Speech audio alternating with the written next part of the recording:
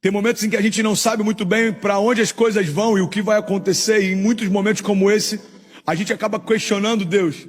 Por que isso está acontecendo? Por que comigo? Por que dessa forma? Por que? E, irmão, entenda isso. Existem momentos que Deus nos questiona também. Mas sabe o que eu acho poderoso? Preste atenção, vem junto comigo. Tem algum incendiário aqui, pelo amor de Deus. O que eu acho poderoso é que todas as vezes na história da criação em que Deus fez uma pergunta para a criação, Deus não precisava da resposta, Ele já tinha. Quem precisávamos éramos nós. Quem precisa de uma resposta quando Deus te pergunta algo é você, Ele já tem. Você quer um exemplo? Para Adão, depois do pecado, Deus pergunta: Adão, onde você está? Para Caim, após o assassinato do seu irmão, ele pergunta: Caim, cadê o seu irmão?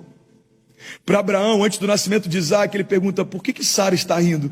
Por acaso existe algo difícil para que eu possa fazer?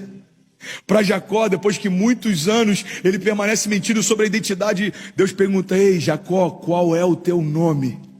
Para Moisés, depois de se sentir incapaz, ele pergunta: o que você tem nas suas mãos?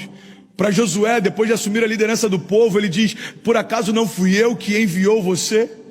Para Jó, depois de questionar a Deus, ele diz: Jó, aonde você estava quando eu estabeleci os fundamentos da terra? Para Ezequiel, no vale de ossos secos, Deus pergunta: ei Ezequiel, todos esses ossos nesse vale, por acaso poderiam voltar a viver?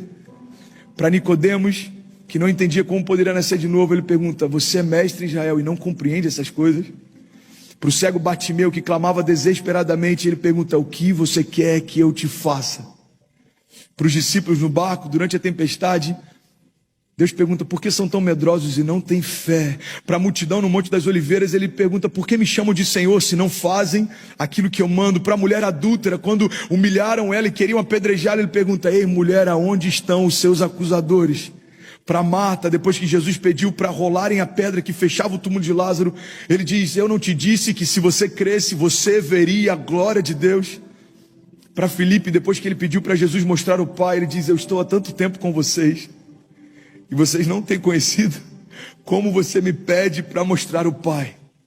Para Judas Iscariotes, depois de com um beijo tê-lo traído, ele pergunta: com um beijo você trai o Filho do Homem? Para Pedro, após ter negado por 3 vezes, a pergunta dele ecoa até hoje sobre a criação. E a pergunta dele foi: ei Pedro, tu me amas? Sim, Senhor, tu sabes que eu te amo. Ei Pedro, apacenta as minhas ovelhas. E pela 2ª vez Deus pergunta: Pedro, tu me amas?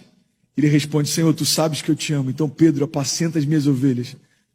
E uma vez mais Jesus pergunta: ei Pedro, tu me amas? E a Bíblia diz que Pedro então fica angustiado, fica entristecido pela insistência de Jesus na pergunta. E ele diz: Senhor, tu sabes de todas as coisas e sabe que eu te amo. E Jesus fala: Pedro, então apacenta as minhas ovelhas. Irmão, Jesus ele não estava questionando a Pedro por não acreditar na resposta, mas por 3 vezes Pedro negou, e Jesus estava dando 3 vezes chance dele se redimir. A gente acompanha e continua lendo, e é interessante porque para Paulo, quando ainda se chamava Saulo e perseguia e assassinava cristãos, ele pergunta: ei Saulo, por que me persegues? Para Maria Madalena. E essa é uma das perguntas mais incríveis que a gente já ouviu. Quando ela depara com o túmulo vazio, ele diz: por que você ainda chora? Eu venci a morte. Porque procura entre os mortos aquele que ressuscitou. Porque se abate se a esperança ressuscitou. Aqueles homens no caminho de Emaús, porque vocês se abatem entristecidos? Por acaso não lembram das palavras que diziam a respeito daquilo que Jesus precisaria passar? Por acaso esqueceram que a palavra dizia que maldito é todo aquele colocado sobre o madeiro? Por acaso vocês esqueceram que a palavra dizia que ele precisaria morrer, mas ao 3º dia ressuscitaria? Jesus está perguntando: ei, por acaso vocês se esqueceram de palavras que eu já liberei? Perguntas que Deus nos faz, Ele não precisa das respostas, nós é que precisamos. E talvez alguém nesse exato momento está ouvindo Deus perguntar: ei filho, por que você cogitou desistir se eu nunca desisti de você? Por que você pensou em parar se eu nunca te disse para parar? Por que você tem dúvidas a respeito do teu amanhã se eu disse que o teu amanhã pertence a mim? Por que você está preocupado com aquilo que vai comer ou beber ou aquilo que vai vestir, se eu já declarei que até os lírios do campo são cuidados por mim, nada vai faltar sobre a tua casa. Ei, porque um diagnóstico te preocupa se a última palavra vem de mim? Por que uma doença tem paralisado você e roubado a tua fé, se certamente eu já levei sobre mim todas as tuas doenças e enfermidades, e o castigo que te trouxe a paz estava sobre mim, pelas minhas pisaduras você já foi sarado.